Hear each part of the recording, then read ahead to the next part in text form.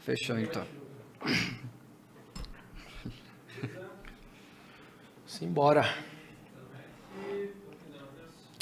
Beleza. Seja bem-vindo a mais um TrinityCast. Eu sou o Matheus, fundador da Trinity, a melhor agência de tráfego do Brasil. Eu não posso mais falar do mundo, porque me chamam de arrogante. Hoje eu tô aqui com o nosso parceiro, Diego. O Diego é especialista em vendas no Mercado Livre, fundador do Grupo Escalada, um ecossistema de soluções hoje que conta com venda de produto físico e tal, essas coisas. Te apresenta aí, Diego. Conta um pouco. Aí. Bom, é isso que ele falou, sou cliente da Trinity já há um ano mais ou menos? Vai dar um ano. Já. Mais ou menos um ano. Eu vendo no Mercado Livre desde 2011. Trabalho com isso desde 2011, vendendo... Cara, eu comecei com fábrica de equipamento esportivo e hoje eu criei minha marca, vendi minha marca alguns anos depois e hoje eu trabalho com produtos diversos. Então, um produto chinês que tá no hype, que põe dinheiro no bolso das pessoas é o que a gente trabalha, né? E é isso. Minha trajetória no e-commerce começou lá atrás e tem bastante história aí nesse meio. Boa. Eu quero já pegar esse gancho do e-commerce e do chinês, porque quando a gente fala de e-commerce e chinês, já vem dropshipping na cabeça da galera, né? Eu queria te ouvir de um cara que, fez a parte raiz das coisas, velho, eu tô aqui, eu fiz uma operação que eu realmente importo e depois eu vendo. O que tu acha desse mercado de dropshipping? Qual que é o caminho? O que funciona, o que não funciona? Polêmico, né? Já veio na garganta. Eu sou marqueteiro. Né? Polêmico. Não, cara, é o seguinte. A minha questão com o dropshipping dropshipping sempre funcionou. Sempre foi maravilhoso, né? Se for catar ali, acho que foi um dos primeiros, né, segmentos ali do marketing digital a darem muito dinheiro, a despertar o desejo de muita gente por entrar nesse mundo digital, porque na teoria sempre foi maravilhoso. Você é um intermediador entre o cliente, faz a ponte entre o cliente e o fornecedor, o cara compra, o fornecedor manda para casa dele e você fica com o spread ali, né, com a diferença. E funcionou muito bem quando a economia era favorável, quando a gente não tinha impostos de importação, quando o Brasil não estava tão aberto a produtos estrangeiros.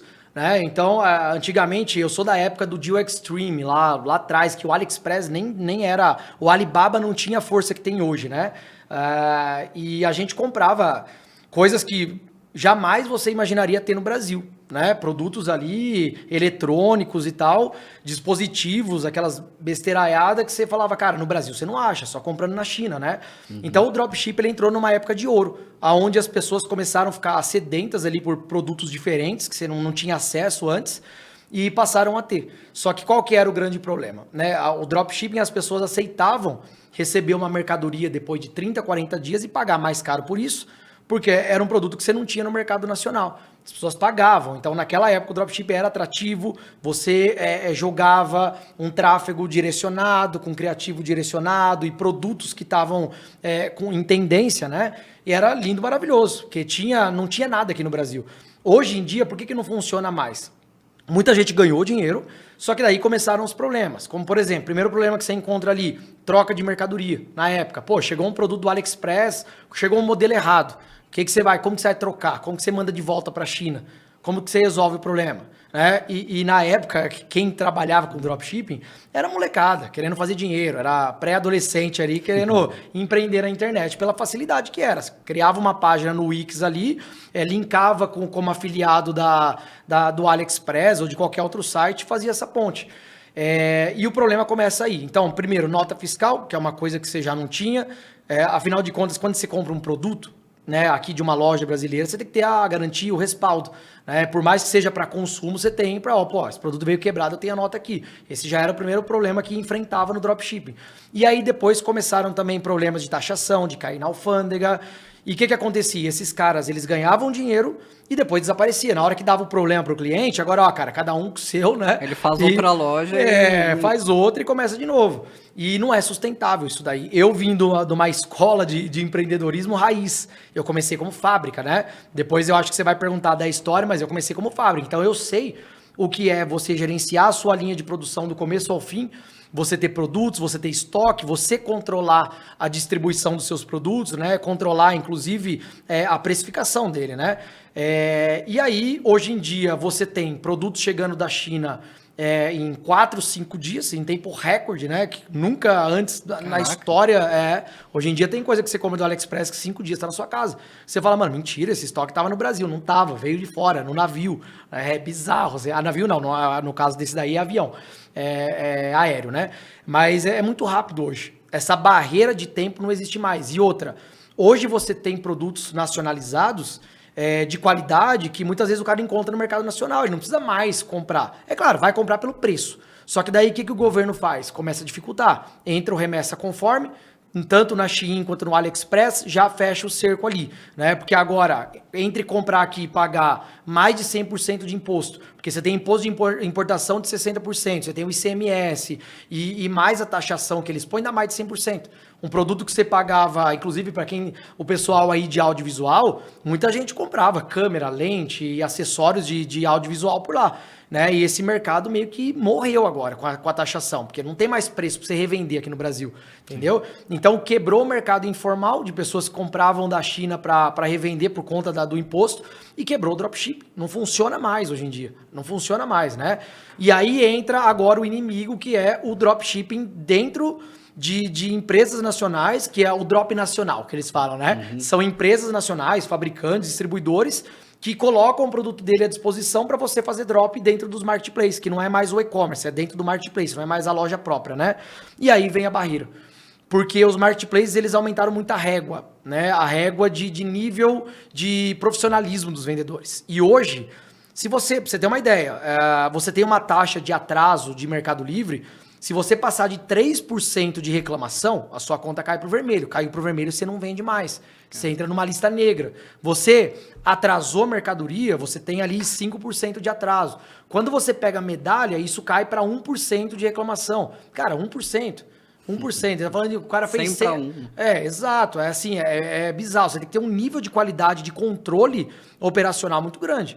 Se você escolhe vender dentro da internet para ter aquilo como fonte de renda principal, você não pode brincar, não é brincadeira. Você não pode terceirizar a sua operação na mão de uma empresa. A empresa não está preocupada com você, ela está preocupada em vender o produto dela num preço mais caro para você colocar na internet todo o portfólio dela e vender, e ela fica com a diferença. Só que, primeiro, o preço que ela vai te passar já é um preço inflacionado. Você não vai... É diferente você chegar num fornecedor chinês e falar, cara, eu quero 10 caixas desse produto.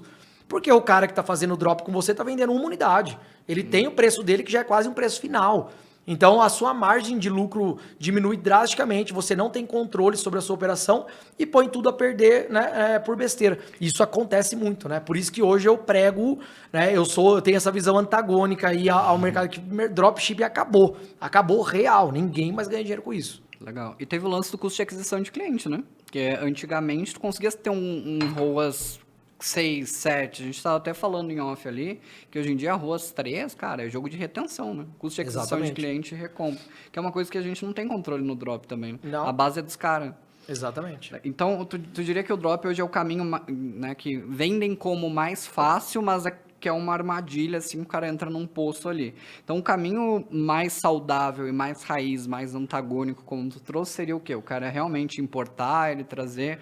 Onde que tu vê assim, pô, Matheus, eu quero começar Diego, né? Diego, eu quero começar meu negócio, eu quero começar a vender no Mercado Livre, eu quero ter uma loja virtual. Qual que seria o caminho hoje pro cara que está começando? Tá. Eu acho que todo o mercado passou por isso, né? Tudo que é sustentável, você tem controle total da operação. Você vê até o próprio marketing digital, né? Quando começou essa questão do digital, você não tinha estruturas empresariais voltadas para isso. Você tinha um coprodutor que você contratava, um gestor que você contratava, um freela designer, um freela editor de vídeo. Qual que foi o movimento dos grandes players assim de 4 anos para cá? Ter o próprio centro de operação ali, né? Você vê, porra, um novo mercado, até aqui no Grupo Primo, todos eles têm tudo dentro de casa. Por quê? Para sustentabilidade, para você manter o negócio de pé e você ter controle sobre a situação. É claro, um ou outro você vai ter, igual você que... Eu prefiro não ter esse cara dentro da empresa, porque a expertise que vocês têm afiando o machado com diversos clientes diferentes vai trazer uma experiência que... Só que, por exemplo, mão de obra já não vale mais a pena terceirizar, vale a pena ter dentro da empresa, né? Um cara fixo ali que vai te dar segurança. E a mesma coisa acontece com o produto. Aquilo que é muito terceirizado fica muito vago, né? Então, na minha concepção, quando você pega resultado varejo, a gente tá falando de comércio, cara, varejo, né? Você tem que ter controle da entrada da mercadoria, quem são os fornecedores que você compra, quais são as negociações e condições que você tem com cada um, que tipo de produto você trabalha, e o controle da distribuição, quais são os canais que eu quero, né? O meu custo operacional, eu tenho a metodologia minha, que é o método ELE, né? Que a gente chama de enxuto, lucrativo e escalável, que eu criei visando isso, você reduzir custo operacional ao ponto de aumentar a sua margem de contribuição, né? E por final ali, seu lucro líquido.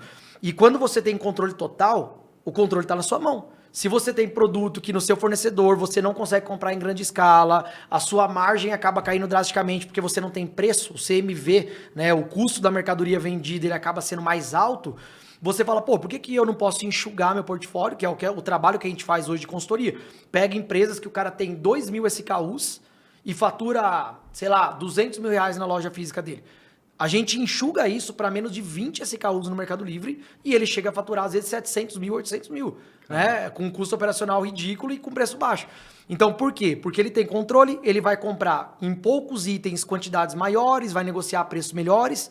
Por quê? Você comprando mais, o fabricante ele compra mais matéria-prima para atender você, ele comprando matéria-prima em maior quantidade, ele negocia preço, automaticamente ele consegue desconto, ele te dá o desconto, você paga mais barato, você diminui o custo, entendeu?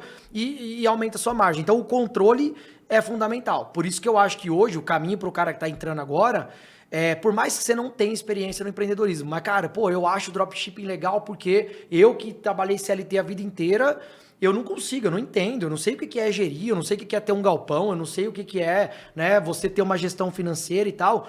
Só que é o seguinte, você tem que aprender cedo ou tarde, porque senão você não sobrevive, não tem longevidade, entendeu?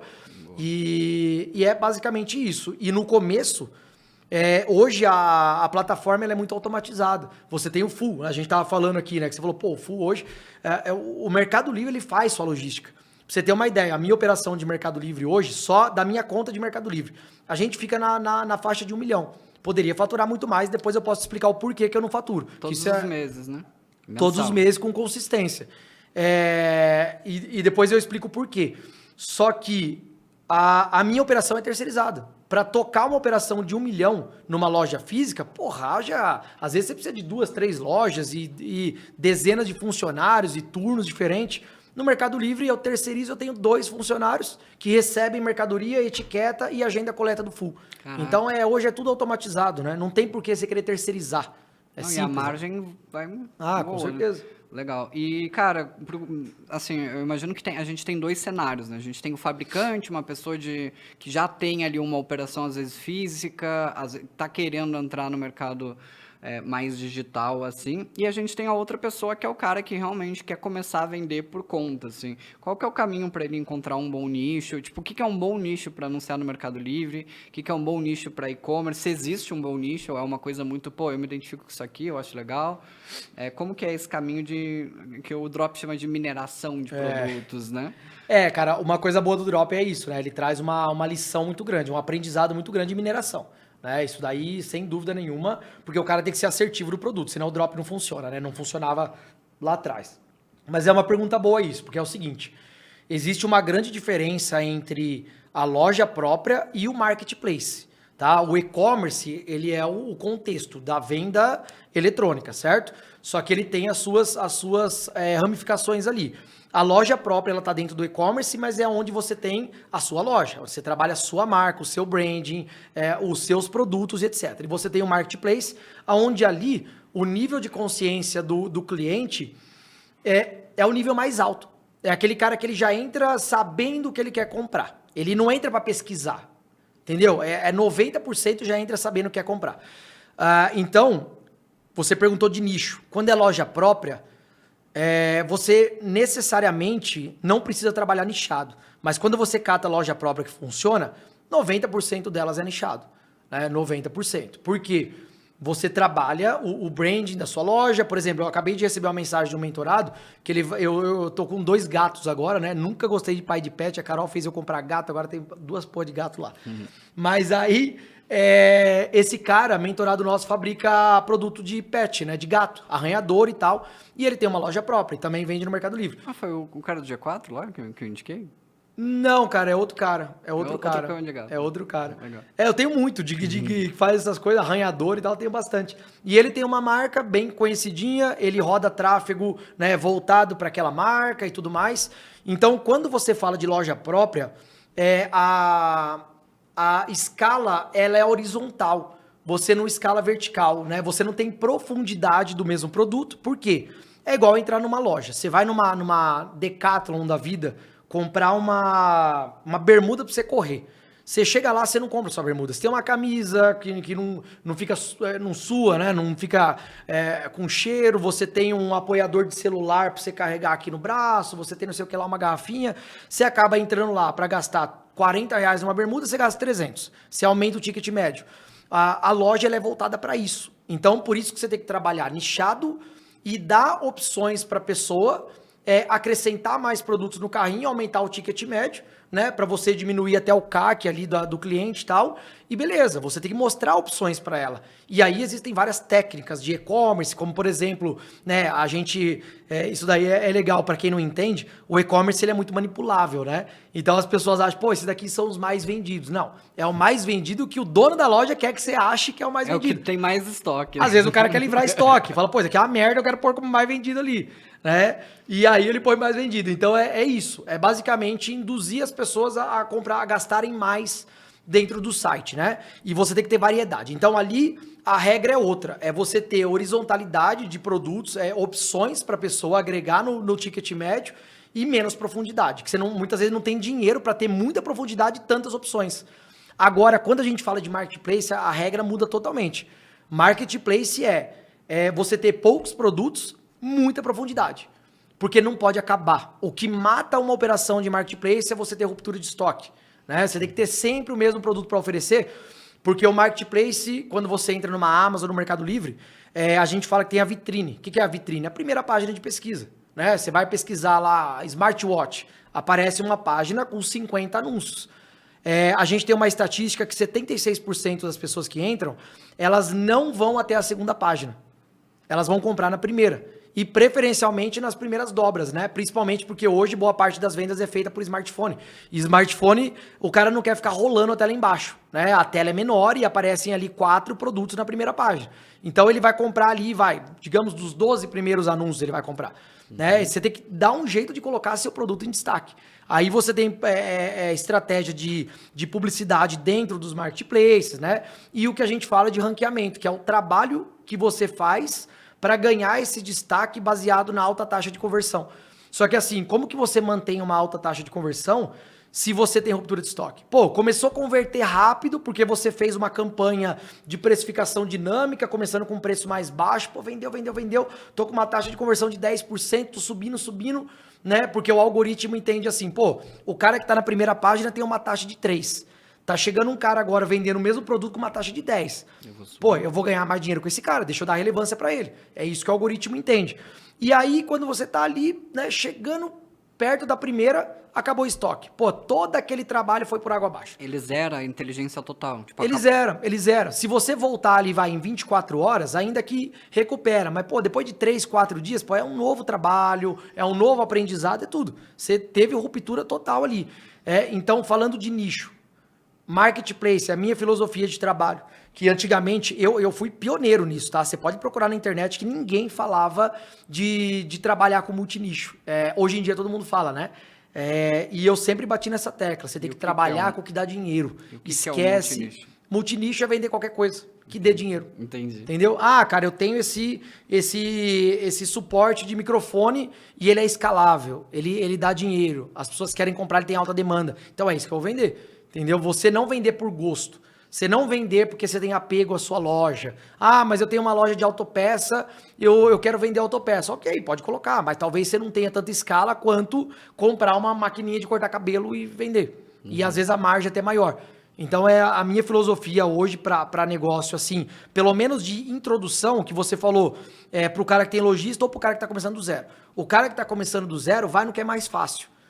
Né? Por quê? Qual que é o futuro? Eu falo que no marketplace você tem 3 níveis de empresário. O nível 1 é o que todo mundo começa, com o que está mais acessível. O nível 3, lá em cima, é o nível da loja própria. é o nível do private label, que daí sim você vai importar produtos com a sua marca, com o seu brand, que daí você não consegue começar nesse nível, porque precisa de alto investimento, entendeu? Então é isso, é uma escada que você vai subir. Eu não anulo o fato de que trabalhar nichado é excelente, só que não pro cara que tá começando. Se você jogar esse nível de complexidade para ele, começar a falar de posicionamento, de brand, cara, você matou o cara. Né? Já tem que era. vender agora, né? Não Exato. lá na frente. É um processo. E é um cara que muitas vezes está vendendo almoço para pagar janta, né? Então, Com esse certeza. cara não tem tempo para investir em branding. Não, então ele nem sabe o que é isso. Ele nem sabe o que é isso. Ele acabou de sair do CLT, ele não faz a mínima ideia. E quais são as diferenças, assim, né? Tu falou, pô, eu tenho o Marketplace, eu tenho o Mercado Livre. Os produtos que eu tenho o Marketplace, eu tenho o e-commerce. Os produtos que eu tenho no e-commerce, eles são completamente diferentes dos produtos que eu tenho no Marketplace. Eu tenho que testar produtos. Eu posso ter uma intersecção ali. Como é que funciona essa divisão de ponto de venda? Não necessariamente. Você pode vender tudo que você tem no seu e-commerce no Marketplace. A questão é a escala. Nem todo produto que você vende no e-commerce vai escalar no Marketplace. Tá? Tanto por questão de precificação, porque no Marketplace, quando você trabalha o brand da sua loja, primeiro, quando você fala da loja própria, o cara não tem comparativo. Ele não compara preço, porque é só você e você. O cara caiu no seu site, você não tem o concorrente vendendo mais barato. Certo? Você está vendendo um produto X, ele gostou do produto X, gostou da sua oferta, como você apresentou essa oferta, a maneira que você vendeu ela, e ele vai gostar do seu contexto. Pô, gostei da maneira que eles entregam, da maneira que eles embalam, da condição que eles me dão, e eles vão comprar independente do valor. Quando você entra no Marketplace, a gente tem aquele negócio que você tem dois tipos de produto. O produto de comparação e o produto de desejo. Comparação, cara, é você comprar uma capinha de celular que é igual para todo mundo. É a mesma capinha. O cara vai comparar preço, vai comparar prazo de entrega, vai comparar, né, enfim, parcelamento sem juros, com juros. É isso que ele vai comparar. Quando você vende uma roupa, cada roupa tem uma estampa diferente. Né? Você vai vender uma saia, um vestido feminino, elas vão entrar e vai comprar pelo gosto. Então você pode vender, tem uma saia que custa 50 e uma saia que custa 300. Às vezes ela vai falar, pô, essa de 300 tem a estampa que eu quero, a modelagem que eu quero, a costura que eu quero, se encaixa mais no meu perfil e eu vou comprar a de 300. Então você não compara preço, entendeu? Por isso que eu falo que nem tudo que funciona no e-commerce vai funcionar na loja própria, vai funcionar no Marketplace. Porque daí você tem que saber até onde eu posso escalar esse produto. Você pode vender esporadicamente, fazer uma venda a cada 30 dias, uma venda a cada 20 dias, 5 vendas por mês de um produto. Só que, por outro lado, se você faz uma boa seleção e entende, faz um estudo de viabilidade, você fala assim, pô, cara, esse cara aqui eu consigo vender 100 peças por dia. É outra coisa. Então, eu não preciso trabalhar com todo o meu portfólio, eu vou catar só os curva A, entendeu? Legal. E aí, até pegando o gancho de precificação, vou trazer um estudo de caso aqui. O meu sogro, ele tem uma fábrica de vassoura, ele é fabricante. Eu acho que ele ganha R$1 por dúzia, assim, né? É a margem bem apertada. Eu posso estar errado, talvez seja R$1 por vassoura. E aí é R$12 no coisa. Ele tem uma fábrica, o cara é um fabricante, e ele quer entrar no Mercado Livre. Ele sabe que ele tem um concorrente vendendo por R$17. Ele entra numa briga por preço, como é que funciona? Como é que ele calcula esse preço que ele vai anunciar no Marketplace? Tá. Bom, ele está vendendo um produto de comparação, certo? É uma vassoura. A não ser que a dele varra sozinho. Caso contrário, eles vão comparar preço, tá? Esse tipo de produto é precificação. Não necessariamente você tem que vender mais barato. Pelo menos não na reta final. Só que no inicial, sim. Porque lembra que eu falei da taxa de conversão? Você cobrar mais barato no começo é uma das únicas maneiras de você ter um diferencial competitivo. Porque o cara que está vendendo a vassoura lá há 1 ano, ele já está bem posicionado. Como que você entrando agora pode vencer desse cara aqui? O único jeito é preço. Você falar, cara, ó, esse aqui tá bem mais barato, eu vou comprar dele. Então, muitas vezes, o cara quando vai ingressar no mercado, ele entra perdendo. Ele entra perdendo dinheiro, né? Que a gente chama de investir. É que o perdendo, ele é muito distorcido, né? Quando a gente fala a palavra perdendo, o cara fica, pô, mas como assim vou perder dinheiro? Aí eu sempre uso uma analogia. Você vai abrir uma loja física na rua, você gasta na fachada, você gasta na decoração, na marcenaria, enfim, no estoque, em tudo. Você não abre uma loja de roupa na rua com menos de 50 mil de decoração, de aluguel, de seguro fiança e tal. Né? E aí eu uso a mesma analogia. Eu falo, você também não vai começar no Mercado Livre e sem investir nada, chegar no topo da primeira página e sair ganhando dinheiro. Se fosse fácil assim, todo mundo ganhava. Então você tem um processo ali de precificação onde você perde, você empata e você ganha. Você tem esse período. Só que como que funciona a precificação? Antes de você passar por essas etapas de perder, que é o erro de muita gente, eles não analisam o fim da linha, que é basicamente assim, pô, na primeira página, beleza, eu posso começar perdendo preço. Você falou aí R$17, né? Só que na primeira página, quanto que ele vende, digamos, no atacado ali? Vende por 17, certo? Na loja 17. Dele ali por 17. Ele quer vender também no atacado no Mercado Livre por 17. Só que quando ele vai analisar na primeira página, os primeiros colocados da primeira página estão vendendo a 13. Se ele falar assim, não, cara, beleza, eu vou fazer a precificação, vou começar vendendo a 8, quando chegar na primeira página eu ponho a 17. Ele também não vai conseguir vender, porque ele vai ter uma diferença grande de 13 para 17, né? Apesar do preço ser baixo, mas falando em margem é uma quantia alta, ele não vai conseguir vender. Então, se ele não fizer essa análise antes de entrar, ele vai entrar, vai perder, vai chegar lá na frente e não vai recuperar o investimento que ele fez. É um estudo de viabilidade, né? É a viabilidade. É o que você faz antes, né? Para você não chegar lá na frente e perder dinheiro. Você tem que fazer isso antes. Então, a estratégia para esse cara seria, cara, começa a briga ganhando com preço, quando tiver relevância, tenta esticar, tem essa elasticidade ou isso é um erro? Esticar em que sentido? Tipo, ó, ele viu lá que o mais barato era R$14. Certo. Aí ele vai começar vendendo R$13,50. Sim. Quando ele chegar na primeira página, ele tenta subir para 14 ou isso vai matar todo o trabalho que ele fez? Não mata. Depois que ele tá lá, você não precisa mais de taxa de conversão alta. Né? Então você pode reduzir legal. A taxa de conversão. Você vai vender menos, com certeza. Você colocar para vender a 10, depois ajustar para 17, é óbvio que você vai vender menos com 17 do que com 10. Principalmente para os recorrentes. Exato. Só que agora você já está bem posicionado lá. E aí você tem tráfego pago dentro da plataforma para te manter nas primeiras colocações, né? E você pode até vender, de repente, um pouco mais caro. Por quê? Porque o SEO lá do Mercado Livre, das plataformas, ele muda muito o display de anúncio baseado nos termos que você utiliza. Se você utiliza uma pesquisa de cauda longa, né, você vai colocar vassoura de nylon com cabo de alumínio. Vai aparecer a vassoura. Se você colocar só vassoura, vão aparecer todas as vassouras, entendeu? Então, quando você segmenta mais, de repente o seu concorrente não vai aparecer na pesquisa segmentada, porque você está usando um termo que seu concorrente não usou. Então, tem toda essa análise que é feita para você entender se lá na primeira página você vai ganhar dinheiro. E aí entra uma questão. Digamos que você fale assim, pô, cara, mas eu vi aqui na primeira página, eu não ganho dinheiro, só que eu também, porque o cara está vendendo muito barato. Só que eu não sei como esse cara consegue vender isso, porque se eu tenho um lucro aqui, igual você falou, de R$1 a dúzia, e eu tenho que vender a 17 para lucrar R$1, e eu sou fabricante, como que o cara vende a 14? Da onde que ele consegue esse custo? Entendeu? Sim. Aí começam essas perguntas, mas qual que é o grande erro? O fabricante, muitas vezes ele tem um custo operacional que o cara que está lá em cima não tem. Né? O cara que está lá em cima, muitas vezes ele é uma fabriquinha de fundo de quintal que só fabrica aquilo.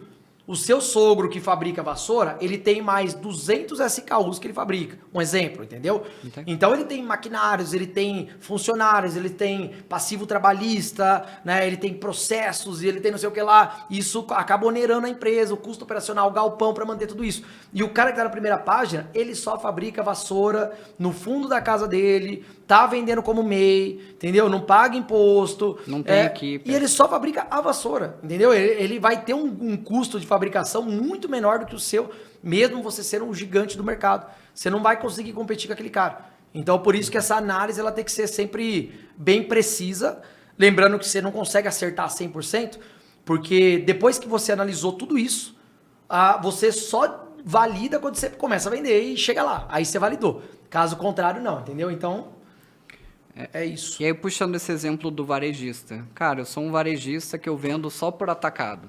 Faz sentido eu entrar no Mercado Livre? Faz sentido eu entrar numa loja virtual? Muito. Por quê? Porque o Mercado Livre, ele é considerado aquele atacarejo, né? Ele é o varejo no atacado. Por que atacado? Você não vai vender para a mesma pessoa, igual no atacado, 1.000 peças por semana do produto que você fabrica. Só que no Mercado Livre, você vai vender para 1.000 pessoas diferentes todos os dias. Então, é a mesma lógica, entendeu? É a mesma lógica. Você vai vender um volume de escala ali muito alto. É a mesma coisa. Tanto é que hoje, cara, hoje existe uma grande migração de fabricantes para Mercado Livre. Tanto que um grande questionamento até de seguidores meus é assim, pô, Diego, mas, cara, eu tava vendendo super bem e agora meu fabricante cresceu os olhos e começou a vender no Mercado Livre. É o que mais acontece. É o que mais acontece. Não pega mal pro fabricante? Depende do fabricante. Depende do fabricante, tá? Eu vou contar um caso aqui. Eu tenho uma mentorada minha, ela já finalizou a mentoria, cara, forte, empresa, indústria de mais de 30 anos, faturamento de mais de 10 milhões mensais, tá? Ela fabrica cadeira, né? Uhum. Não é uma Herman Miller dessa daqui, mas é uma cadeira de plástico de área externa, certo? Mas é uma cadeira estilizada, num formato bem diferenciado. E ela passou grandes apuros na pandemia, tanto que a mentoria dela a gente fez em 2021. Ela passou grandes apuros. E ela sempre vendeu no atacado. Ela nunca vendeu no varejo, ela não tem loja, ela só tem fábrica. Sempre atacadista. Beleza. Quando deu a pandemia, as vendas dela caíram mais de 80%. Caraca. Né? Ela teve que dar layoff para muito funcionário e tal. E ela ficou desesperada. E aí ela me viu um dia no Instagram, tráfego, né? Rodando lá, e ela falou, pô, esse vender na internet e tal, ela chamou atenção por conta do Mercado Livre. Por quê? Ela falou que de todos os clientes que ela tinha lá, um cliente, durante a pandemia, ela falou assim, ó, esse cara salvou minha empresa. Se não fosse ele, eu tinha quebrado. Ele continuou comprando. Ele continuou e vendendo muito. E ela falou assim, velho, como que todos os clientes que eu tinha de atacado estão quebrados, não estão vendendo, e como que esse cara tá vendendo tanto? E ele sustentou a empresa dela durante a pandemia. Caraca. Sustentou. Ele falou, ó, se não fosse ele, eu tinha quebrado. Por quê? 80% das minhas vendas estava indo para um cara só. Então, velho, ela ficou, assim, maluca com isso. E ela quis descobrir o que estava acontecendo. Fala, mano, cadê? O que esse cara tá fazendo aí? Né? Que ele tá vendendo tanto. E aí ela descobriu que ele estava no Mercado Livre. E quando ela viu um criativo meu aparecendo, ela falou, velho, é Mercado Livre que eu quero, gostei desse cara, eu vou falar com ele. Aí fechou a mentoria com a gente, né? Cara, até na própria reunião entrou um monte de diretor, assim, porque era uma empresa grande, 30 anos de mercado e tal. Familiar, certo? Tava lá na terceira Era familiar. E ela falou, Diego, o seguinte, o meu principal cliente, que ele, cara, eu devo muito a ele, senão eu tinha quebrado, ele vende no Mercado Livre, eu quero começar a vender também. Só que ela tinha uma série de objeções, e a mentoria, ela queria saber a minha opinião. Ela falou, ó, fechei com você porque você nasceu na fábrica, você é fabricante, você entende minha língua.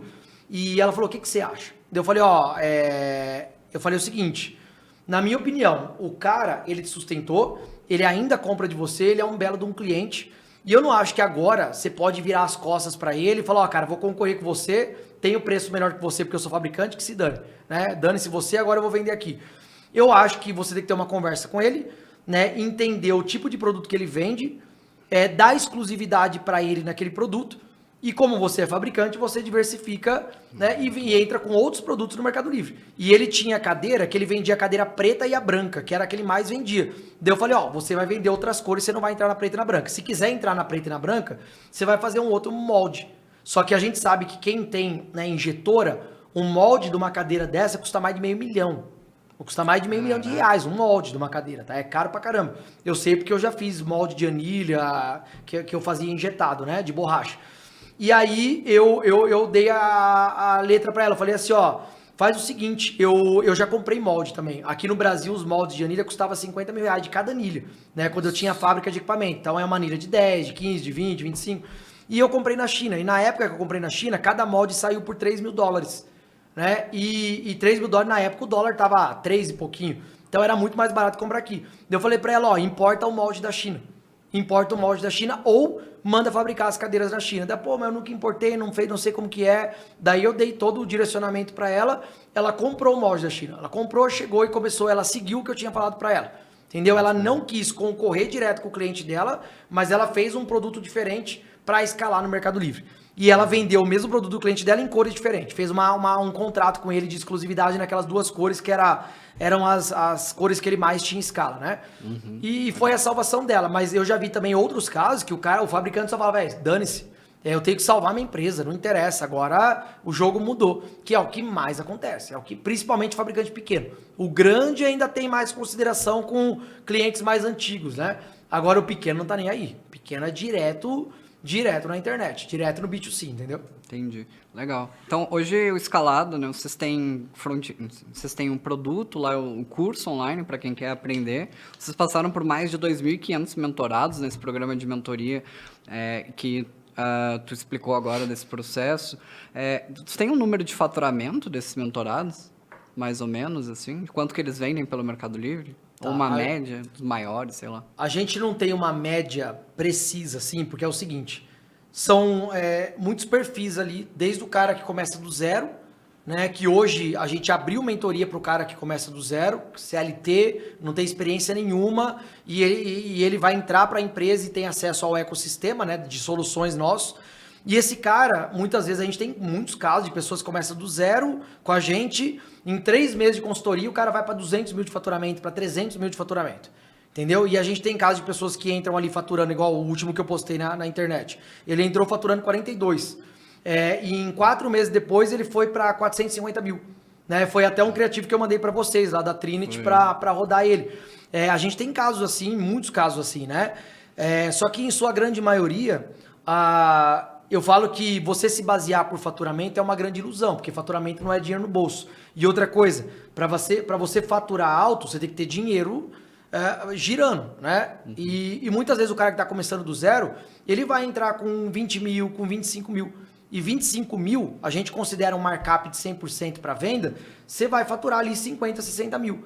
Entendeu? Então é muito relativo isso. A gente não tem uma média, né? Mas a gente sabe que todos que entram ali, eles saem dali com o direcionamento certo. No sentido, descobrir como faz viabilidade, teve acesso aos fornecedores parceiros nossos, teve acesso à metodologia, às ferramentas que a gente oferece e ao direcionamento para crescer. Aí dali em diante é capital de giro. Aí é alavancagem. Aí ele vai ter que catar, como que eu vou alavancar se eu não tenho mais de onde tirar dinheiro? Aí entra desde de crédito com fornecedor para faturar, compra, empréstimo bancário, sociedade, aí entra várias formas de alavancagem. Vocês ensinam tudo isso na Ensina escola? tudo, ensina tudo. Que legal. Cara, eu tô tentando fazer um cross, assim. A gente tem um fabricante, qual que é o perfil de cliente que vocês veem, assim, que mais tem resultado, assim? E também eu acho importante a gente pensar, se eu já tenho uma fábrica, qual que é o investimento? Tu falou dos 25 mil, né? Com 25 mil eu consigo entrar no Mercado Livre? Como que eu faço mais ou menos essa conta de tipo, será que isso é para mim? Legal. O cara que tem a fábrica, ele não precisa do aporte, porque ele tem o produto. Né? Então ele pode validar o próprio produto dele. Tem produto que vai ser mais escalável, tem produto que menos escalável. Então, quando entra um fabricante na mentoria, ele entra ciente disso, né? Que a gente vai fazer análise do portfólio dele e saber até onde a gente consegue chegar. E tem fabricante que ele já entra querendo trocar o segmento. O cara fala, cara, não tenho apego à minha loja, não tenho apego à minha fábrica e quero trabalhar com o que você tem aí que dá dinheiro e que escala. O cara está totalmente aberto a novos mercados. Então, cara, pega aí o chinês que vai pôr dinheiro no meu bolso e põe lá. Né? Legal. Então, é muito disso. Não tem o investimento correto para isso. Agora, para o cara que vem como CLT, a gente tem até um requisito para você entrar na consultoria. Além do valor da consultoria, você ter 15 mil para produtos. Porque não adianta o cara entrar e ele falar, cara, eu tenho 2 mil. A gente não consegue oferecer toda a nossa estrutura não vai ser eficiente para quem tem pouco dinheiro. A gente não vai conseguir performar. Então, você vai ficar meio que esbarrado na falta de capital, de recurso, entendeu? Só que não tem problema nenhum o cara começar, de repente, no Escaladecom, que é nosso curso, do zero, com R$200, com R$500. Aí não tem problema. Porque ele sabe que ele tem um processo mais de longo prazo. É que o cara que entra na mentoria, como ele tem o tempo mais curto de mentoria, ele quer sair de lá sentindo algum resultado. E com 2 mil ele não vai sentir resultado com 3 meses, entendeu? Ele não vai sentir. Então é basicamente isso. Muito bom, muito bom.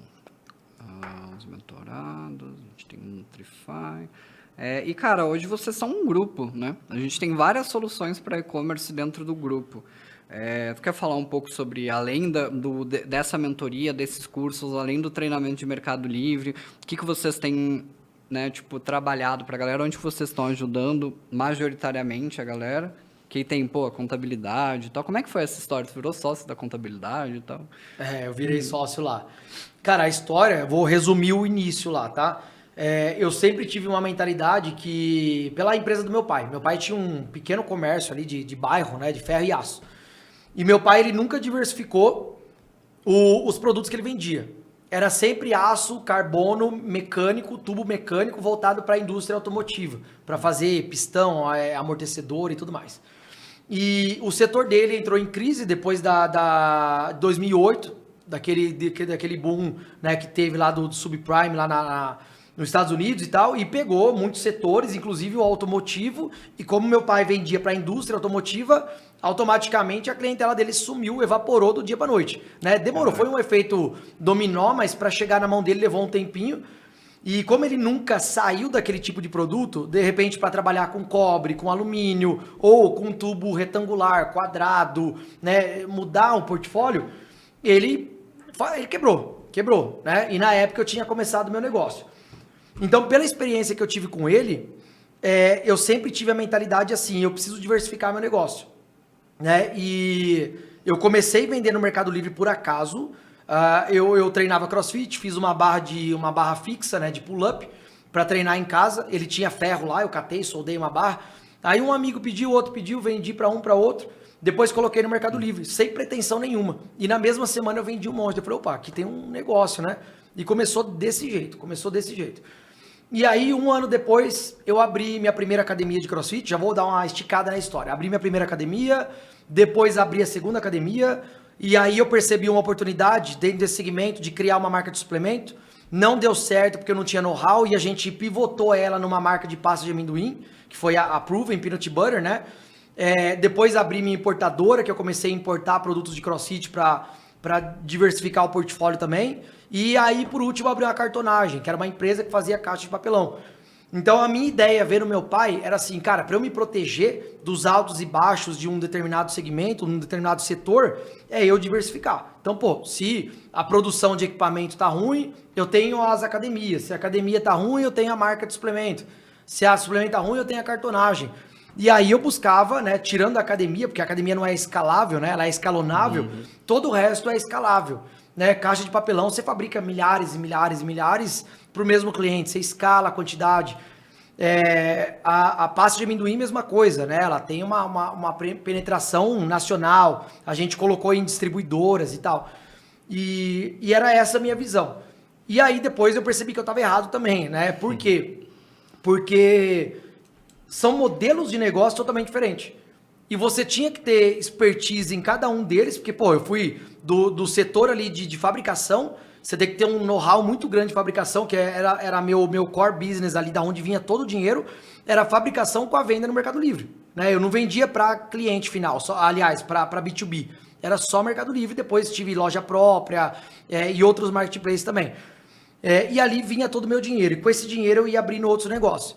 E eu percebi que você querer entender de muitos modelos de negócio diferentes é complicado, porque muda muito. Você foi para o setor alimentício, aí você tem armazenamento de mercadoria, Anvisa, vigilância sanitária, a distribuição no atacado, e aí a gente começou a fazer a distribuição por espiral dentro de academias, pegando permuta, depois foi para distribuidor, e era um modelo de negócio que tinha que aprender do zero.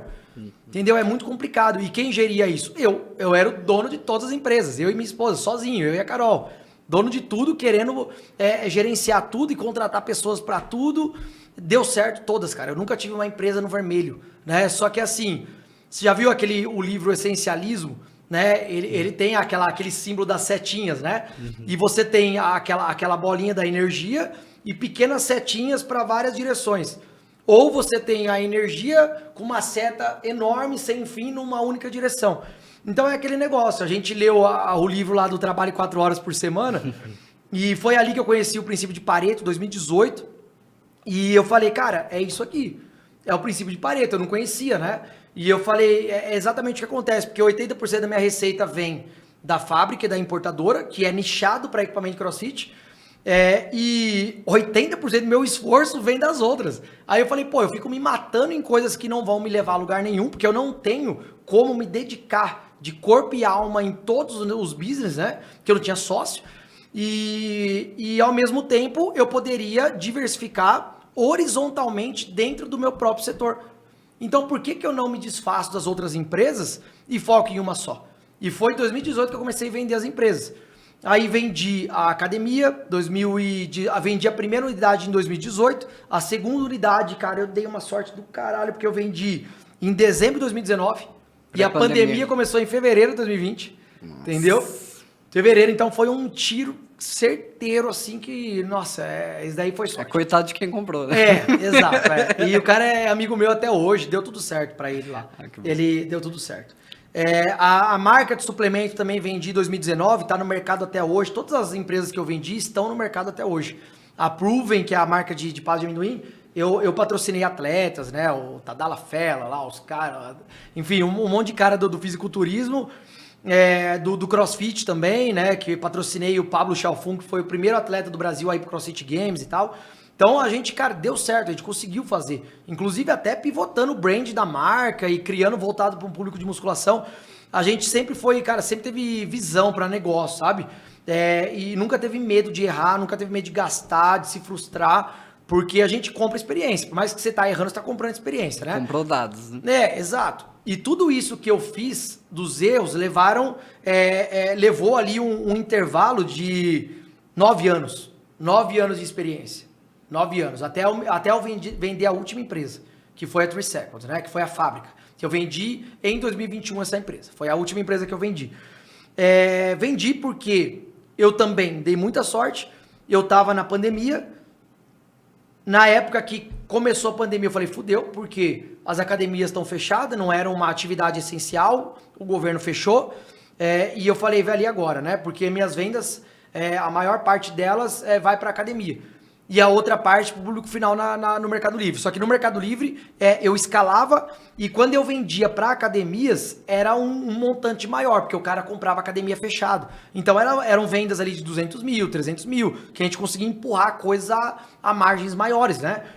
E aí eu falei, ferrou, azedou. A sorte é que eu comecei a investir na Bolsa de Valores em 2018, né? Depois de ter todos esses negócios. Em 2019, 8 meses depois, eu virei investidor qualificado. Cheguei no primeiro milhão, inclusive por muita influência do Thiago Nigro aqui do Grupo Primo, muita. Mas estudei, análise fundamentalista, eu mesmo escolhia minhas ações, fazia o stock picking. Até hoje eu sou investidor, né? E foi o divisor que eu falei, cara, agora, por mais que tenha dado merda ali em tudo, eu tenho dinheiro, a minha empresa sempre gerou muito caixa, tanto que através dela que eu abri esses outros negócios, e eu sempre tive essa mentalidade de viver com o padrão de vida lá embaixo e ter negócios lucrativos. Então a minha empresa, cara, eu já trazia container de 400 mil, de 500 mil, chegava lá, container todo mês. Dinheiro ativo a gente tinha. Só que meu medo era, numa dor de barriga, o ativo, ele vale muito menos, a depreciação dele é muito grande. Porque tudo que você vende às pressas, ele não tem o mesmo valor, né? Fala, quero vender uma casa que vale 4 milhões, só que eu preciso vender amanhã. O cara fala, velho, eu dou 3.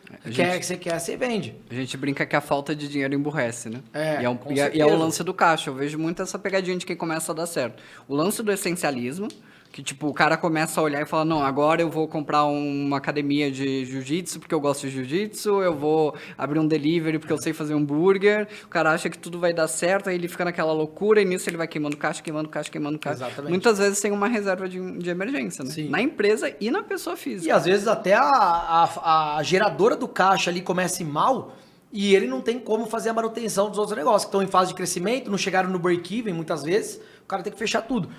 E foi isso, cara. Aí, essa mentalidade, eu falei, pô, eu deveria diversificar dentro do meu setor. E aí eu comecei em 2018 a vendi essas empresas até 2019, eu tinha vendido a última, menos a fábrica, e de fato eu comecei a diversificar. Eu saí do CrossFit, eu fui para musculação, pilates, yoga, né? Eu comecei a atacar outros meios e deu muito certo. A gente começou a fazer mesa de supino, mesa Scott, Smith, importar produtos de musculação também.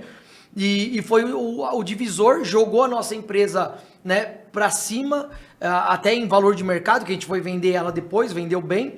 E a pandemia ainda ajudou a alavancar tudo isso. Porque eu achei que eu ia quebrar na pandemia, mas foi totalmente o oposto. Totalmente o oposto. Todo mundo que treina, né? As pessoas são viciadas em treino. O cara que a academia fecha, o cara que é maromba, tá fazendo um ciclo de anabolizante, igual eu fazia no passado. Você fala, velho, tô aplicando duro aqui, eu tenho que treinar, filho, vou fazer flexão no quarto, alguma coisa eu tenho que ver, senão eu vou perder tudo, vou jogar meus whey protein fora e tal. O cara não quer largar de treinar. A menina também que é vaidosa, que corre, que treina, ela quer continuar. E, nossa, as vendas do Mercado Livre foram bizarras nessa época. Foi uma surpresa grande que a gente tava preocupado e depois foi o oposto. Eu comecei a contratar na pandemia, eu aluguei prédio, eu fiz mezanino, foi, cara, um crescimento que eu não tive em 6 anos, eu tive em 1 ano. Porque a gente costuma falar que a pandemia, ela antecipou uma evolução natural do comércio que levaria naturalmente 10 anos e trouxe a tempo presente, entendeu? Só que também teve um grande problema, porque muita gente achou que isso ia se manter e voltou aos assim, padrões naturais, né? Hoje em dia, quem criou essa expectativa, pra você ter uma ideia, o e-commerce hoje ele representa 11% de todo o nosso varejo, né? Na China hoje é mais de 50%, Estados Unidos 36%.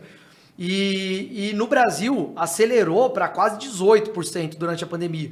E os caras, caramba, pô, magnífico e tal. Realmente, 2020, 2021 e um trechinho do 22 ali, velho, nossa, mas todo mundo ganhou dinheiro online. Todo mundo ganhou dinheiro vendendo produto. Depois que normalizou, filho, aí só sobreviveram os que entenderam do jogo mesmo, né? Os que entenderam do jogo de longo prazo. E aí foi isso, cara. Aí a empresa cresceu muito. Eu vendi a empresa num timing bom, né? Porque surgiu uma oportunidade, já tinha essa oportunidade no passado, eu não tinha aceitado ela voltou a surgir durante a pandemia, eu segurei e quando eu vi uma oportunidade, eu falei, cara, eu vou vender. Nisso eu já tinha começado o Scala Decom. 2020 eu comecei a vender curso, eu comecei a aparecer no Instagram, não era nem vender curso. E por que eu fiz isso, cara? Eu via muito guru falando de Mercado Livre, e eu não colocava a cara na internet. Eu tinha um Instagram de atleta, de crossfit, né? Que eu fui atleta, também competi. E eu tinha 7 mil seguidores na época, mostrando o meu dia a dia, a rotina de atleta. Eu treinava 4 horas por dia e tal. E aí, como eu era investidor da Bolsa, eu comecei a falar de Bolsa de Valores.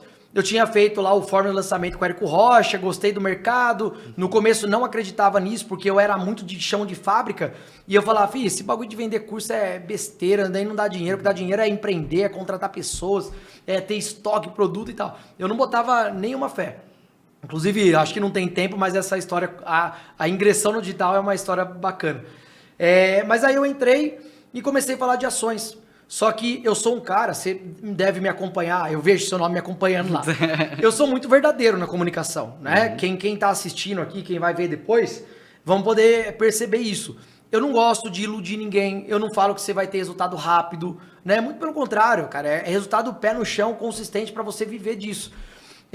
E eu via muito guru falando de Mercado Livre. Mas cara, Mercado Livre, você pode, faz isso que você vai ganhar dinheiro dormindo, faz não sei o que vai ganhar, faz não sei o que vai ganhar. E eu falava de ações na época, né? E eu me senti um impostor. Apesar de ter chegado no meu primeiro milhão, né? É aquele negócio, é fácil chegar no primeiro milhão quando você faz 10 aportes de 100 mil, né? Você não tem muito mérito por isso. Não que eu não tenha tido, porque eu acertei em algumas empresas, VEG, BID, lá eu dei uns tiros certeiros. Só que ainda não é mérito. Pô, um ano você não pode falar que você é um gênio dos investimentos para sair ensinando os outros. E eu me senti um impostor ensinando sobre ações. Né? E eu lembro, tem uma frase do Warren Buffett que ele fala que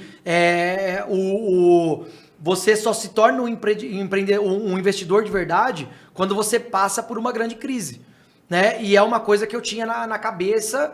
E quando veio a pandemia também foi fantástico, porque como a 3 Seconds, a marca de equipamento, deu muito dinheiro, eu vi enxugando meu patrimônio na Bolsa de Valores de mais de 1 milhão que a gente tinha chegado nesse número para 600 pau. Eu perdi, né? Porque eu não realizei o lucro, não vendi ação. Mas eu vim enxugar 400 mil do meu portfólio, porque nós tivemos 5 circuit breakers, um seguido do outro. Sim. E aí eu falei, caralho, Carol, eu tô alucinado, porque eu tava maluco.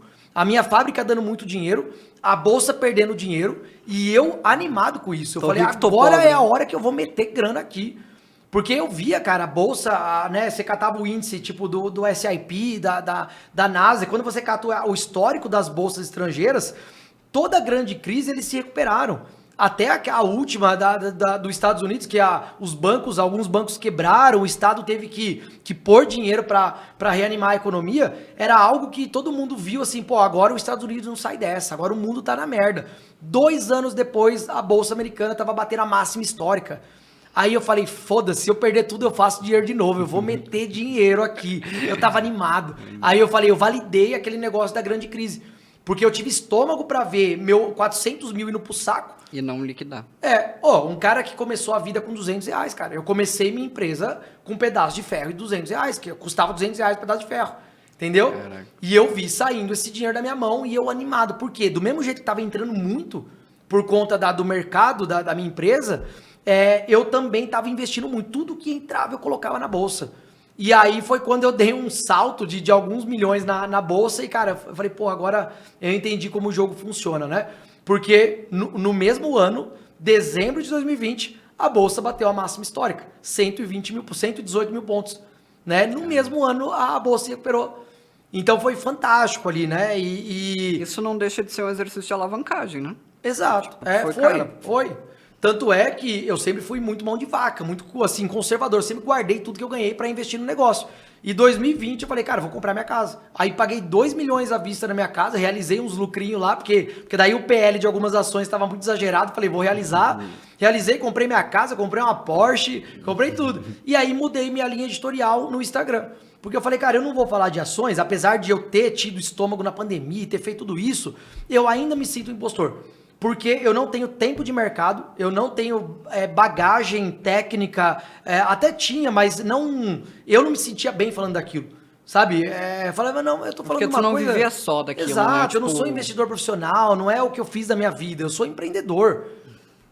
Eu ganho dinheiro multiplicando, né, criando ativos geradores de renda. E aí eu falei, cara, eu vou falar de Mercado Livre porque eu comecei a ver nego mentindo muito, eu falei, eu vou entrar batendo nesses caras. E aí eu comecei polêmico pra caramba. E o meu início foi muito orgânico, né? Porque o pessoal via eu batendo no Instagram, falando de Mercado Livre, mostrando minha fábrica, mostrando meu container chegando. E os meus vídeos começaram a viralizar em grupos do Telegram. Porque na época era Telegram que tava em alta, né? Aí, pô, olha esse barbudo aí falando e tal. Porque os caras falavam barbudo igual você. Você falou assim, mano, achei que você tinha 1,90 m. Os caras via eu, porque veio eu, na época, charutão. Eu fumo charuto até hoje, mas hoje eu diminuí nas lives, né? Só que charutão, a minha barba era dessa lapa aqui, ó. E eu era bombado, eu era gigante, era de anabolizante e tal. Os caras, mano, o cara deve ser enorme, né? 1,68 m, mas enfim. E aí começou a rodar nos grupos. Mano, o cara é brabo, o cara fala a verdade, tá batendo em todo mundo. Eu não citava nome, mas eles sabiam que eu tava batendo. E aí começou a vir uma audiência orgânica top. Os caras, porra, me amavam, sabe? Aí eu abri uma live, cara. A primeira live que eu abri, deu o quê? 12 pessoas, que era logo no comecinho. Depois eu abri uma, bateu 120. E eu juro por Deus, cara, eu não tinha a manha de gravar na câmera. Quando eu comecei a falar de ações, eu tive que gravar 30 vezes o mesmo story, apaguei 30 vezes e não subi o story. Não subi de vergonha. Eu tenho até hoje os stories gravados ali, muito né? Bom. 30 vezes eu tive vergonha. E aí quando eu abri essa live, cara, eu tremia. Eu falava, os caras aqui na live, e a linha de raciocínio sumiu, sabe? Eu não conseguia raciocinar, seguiu uma linha cronológica assim, eu tremia, eu falava, velho, quer saber? Eu vou fechar a live, vou me meter o louco, vou falar que acabou a energia, que acabou a bateria, vou sair correndo, que eu tava muito intimidado. Aí depois ficou um negócio natural, aí eu mudei minha linha editorial, foi daí que surgiu o Escaladecon nessa mesma época, julho de 2020, e eu mudei para Campinas em dezembro de 2020, vendi minha fábrica em 2021, né? E eu falei, eu vou seguir nessa linha aqui. E aí eu comecei a seguir e hoje a gente criou o ecossistema. Tem tempo para falar ainda do restinho? E aí a gente começou esse negócio. Por que eu contei isso antes? Porque toda essa visão de diversificação, ela foi fundamental para eu modelar o que eu faço hoje. O meu modelo de negócio, que hoje é diferente. Tem a escala, só que é uma escala... É uma diversificação horizontal dentro do meu segmento. Por isso que a gente está criando um ecossistema, né? E foi o que eu fiz. E aí eu criei o Escaladecon, só que... E eu parei de vender online, né? Eu parei de vender porque eu tinha vendido a fábrica, não tinha mais produto para vender. E eu tenho um contrato de 5 anos sem vender meu segmento, eu tive que me reinventar. E eu comecei de novo a me sentir um impostor. Que eu falei, como que eu vou falar de Mercado Livre? Por mais que eu tenha toda essa autoridade...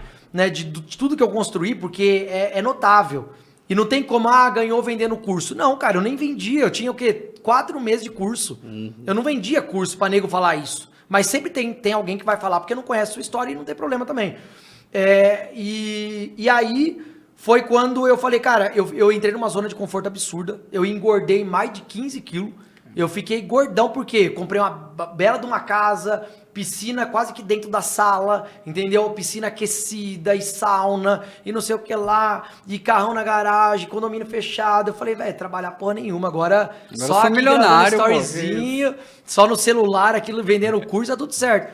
E eu comecei a me sentir mal, por quê? Eu sempre fui um cara muito produtivo, sempre cuidei do corpo e da saúde, né? Saúde nem tanto, porque tomar bomba pra caralho, mas do corpo sim, sempre shapeado.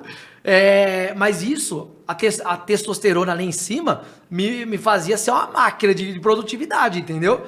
E é por isso que eu era maluco, cara. Eu não tinha horário pra dormir, era final de semana, por isso que eu abria tanto negócio e geria tudo e foda-se, entendeu? E eu comecei a cair ao ponto de ficar mole pra vida. Ficar mole mesmo, de querer falar, não, cara, não vou fazer isso não, dá muito trabalho, deixa quieto. Fazer isso não. Aí passaram o quê? Passou mais ou menos um ano nessa brincadeira, eu falei, não, eu tô me afundando, filho, eu tô me afundando, daqui não tem como, não quero isso pra minha vida nem fudendo. E aí eu falei, primeira coisa, eu tenho que sair de casa. Aluguei um escritóriozinho, 60 metros quadrados ali onde eu tô, fui pra lá. Falei, primeiro passo pra eu sair da zona de conforto é sair de casa, que eu nunca gostei de trabalhar de casa. Mas nessa época eu ficava lá fazendo live de casa. Entendeu? Tinha cenário, pô. Então, 2021, todo mundo dentro de casa. Minhas lives de lançamento, cara, tanto é que eu tive um lançamento em 2021 que a gente fez o primeiro 1 milhão ali no lançamento, né? Batendo 2.800 pessoas numa live. Sabe quanto que eu gastava de tráfego pago pra essa live, que bateu 2.800 pessoas? Quando? A gente gastou 15 mil reais de tráfego pago. Saudades. 15 mil reais. Saudades. Foi coisa maravilhosa. Pandemia, botava 25, voltava 500. Nossa, era coisa linda. Coisa linda. Só que eu falei, eu preciso sair de casa. Saí de casa. Comecei a me sentir uma fraude por não vender mais no Mercado Livre. Abri um centro de distribuição. Falei, vou vender. Vou vender. Comecei, eu não importava mais, mas eu tava comprando de fornecedores chineses aqui e vendendo. E para eu acreditar no que eu fazia? Porque é o seguinte, eu sempre vendi produto que eu fabricava e importava direto da China. O meu markup era 1000%. Eu trazia esteira da China que eu pagava 8 mil reais e vendia aqui por 28 mil. Eu comprava bicicleta de spinning que eu pagava 750, vendia por 3.400. De um mercado que tu entendia, tu tinha proximidade, tu tinha influência no mercado, Exato. porque tu conhecia todo mundo. Todos os donos de academia de CrossFit. E aí eu passei a vender tranqueiraiada chinesa, aonde minha margem de lucro caiu para 10%, e eu tinha um trabalho do caralho embalando aquilo, então eu falei, meu Deus, mano, como que as pessoas ganham dinheiro com isso? Eu falei, fudeu. E nessa época eu sabia ganhar dinheiro fazendo o que eu fazia. Só que daí eu descobri assim, descobri não, né? Eu pensei, cara, eu tenho que aprender a ganhar dinheiro desse jeito, e muito, e muito.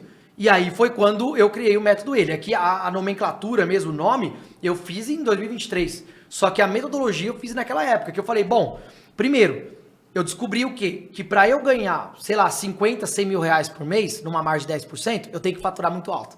Eu tenho que faturar 1 milhão. Para sobrar líquido 100 mil reais para a empresa. E eu tirar um Prolabore de 30, 40 pau. Eu tenho que faturar 1 milhão.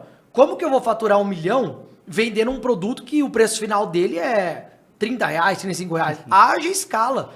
Aí eu falei, pô, ir para armazenar, logística, sair daqui e fazer. Então eu tenho que dar um jeito de tornar isso menos oneroso. Eu não posso ter muito funcionário, tenho que dar um jeito de ter eficiência nisso. E foi quando eu comecei a usar a malha logística, mandar tudo pro full e montar a estrutura. E aí eu descobri uma coisa também, para escalar a 1 milhão e sobrar para mim 100 mil, não pode ser qualquer produto. Tem que ser produto que tenha alto potencial de escala. Aí eu criei o meu estudo de viabilidade. E foi nessa época que eu falei para você que concorrente nenhum falava disso. Todo concorrente falava, não, tem que vender nichado, tem que vender não sei o que lá, tem que vender... Eu falava, velho, não, é só você escolher, olha aqui. Eu aprendi a escolher só aquilo que dá dinheiro. E aí comecei a ganhar uma audiência forte. Porque realmente eu gerava resultado para as pessoas. Porque eles perceberam que dava para fazer isso. Dava para fazer isso, entendeu? E o cara que está começando do zero com pouca grana, ele não tem condição de abrir uma fábrica. Então ele vai se contentar com uma margem líquida de 14%, 15%. Ele entendeu que o jogo é esse. Um cara que tá ganhando 5 mil reais, ele precisa vender ali 50 mil reais. Não é pouco, cara, é pouco. Ele entendeu que o jogo é esse, entendeu? E aí eu comecei a ganhar essa audiência e a gente criou esse negócio. E aí foi o ecossistema. Eu comecei com o Escaladecom, Depois eu voltei a vender no Mercado Livre e abri uma distribuidora, que eu falei, bom, eu tenho treinamento, eu criei uma metodologia, eu sei os produtos que escalam, por que não vender esses produtos para os alunos? Aí eu tinha aquela objeção, mas será que se eu vender para eles eu vou me queimar? Porque fica meio porque daí minha conta vai parar de vender, vai todo mundo vender a mesma coisa. Aí eu também criei um sisteminha ali que eu falei, cara, dá para todo mundo ganhar dinheiro. E realmente, eu criei o CD, diversifiquei os produtos, todo mundo compra e beleza. Então eu ganhava tanto na recorrência deles, porque você concorda comigo? Se eu vender produtos que eles não consigam vender, eu não tenho recorrência. Eles vão comprar de mim uma vez só e não compram nunca mais. Então não era interessante pra mim. Sem contar que todo mundo ia falar mal de mim. Ia falar, pô, mas que merda, você falou que tem um CD, que tem produto bom e eu não consigo vender. Então eu tinha que estudar mesmo o produto. Falar, não, meu produto tem que ser bom, ao ponto de eu vender ele, né? Vender o produto e eles conseguirem vender e eles recomprarem de mim. Então eu tive que estruturar isso. E deu certo, né? Até hoje eu tenho CD, tenho a distribuidora. Aí eu também criei o Metrify, porque eu falei, bom, eu tenho a minha maneira de fazer a viabilidade para chegar nesses caras, para chegar nos produtos bons. Aí eu criei um software que faz isso meio que automatizado. A pessoa só tem que saber ler dados, né? Indicadores. Aí depois criei a consultoria individual, a nossa mentoria, que é uma mentoria oficial do Mercado Livre, uma das maiores da América Latina. Aí a gente criou, aí eu entrei de sócio no escritório de contabilidade, que faz parte do ecossistema, numa empresa de logística que gerencia a operação de pessoas que estão fora do estado de São Paulo. E aí foi isso. Aí o Grupo Escalada hoje, ele é composto desses 5 negócios do ecossistema, onde dos 5 eu tenho sociedade em 2, que é a logística e a contabilidade. O resto são empresas minhas. Legal, muito bom. Isso tudo gerou um ecossistema ali de 25 milhas, né? Valuation ali de 100 milhões. Exato. Hoje a gente, se for considerar a venda de produto físico, a gente teve no ano passado, deu 40 milhões de faturamento de produto físico. Só que produto físico é aquele negócio, são altos e baixos, uma margem mais baixa e tal. Né? Mas dentro do que a gente faz, pelos múltiplos de mercado, pelo que o nosso CFO estima, mais ou menos nesse valor, de 80 a 130 milhões ali do grupo, né? E a gente vai validar isso agora no ano que vem, porque eu vou abrir 5% da minha empresa para private equity, né? Pra gente vender. Então dá para faturar 1 milhão por mês no Mercado Livre. Muito bom. Diego, cara, faça o teu jabá, fala as tuas redes sociais, galera que quiser continuar aprendendo, que quiser vender mais no Mercado Livre, escalar e-commerce, montar ecossistema, fazer um negócio e aprender com quem faz, que eu acho que é o mais importante. Tem um monte de gente ensinando que não vive. Sim. Então isso é um puta diferencial para vocês, é uma coisa que fez a gente se identificar e acreditar muito no projeto de vocês também. Sim. Então faça o teu jabá aí pra gente finalizar. Cara, o jabá eu acho que é a live inteira, né? Já foi.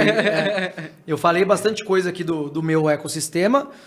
E mais uma vez, uma coisa que eu reforço, né? Que não existe milagre, não existe promessa de dinheiro rápido, justamente por isso que eu sou contra o dropship, né? Que ele vende essa ideia de dinheiro imediato, do dia pra noite, que você vai comprar uma Porsche daqui 3 meses, entendeu? E aqui a gente fala muita verdade, então afasta muita gente. Eu poderia, né? A gente sempre comenta isso, eu poderia ganhar muito mais vendendo meus treinamentos, vendendo minhas consultorias, só que eu prezo pela reputação. Então eu prefiro ter um nome a zelar e no longo prazo esse nome se fortalecer e se concretizar como autoridade, que já está bem concretizado dentro do meu segmento, só que furar essa bolha e ir para outros meios, né?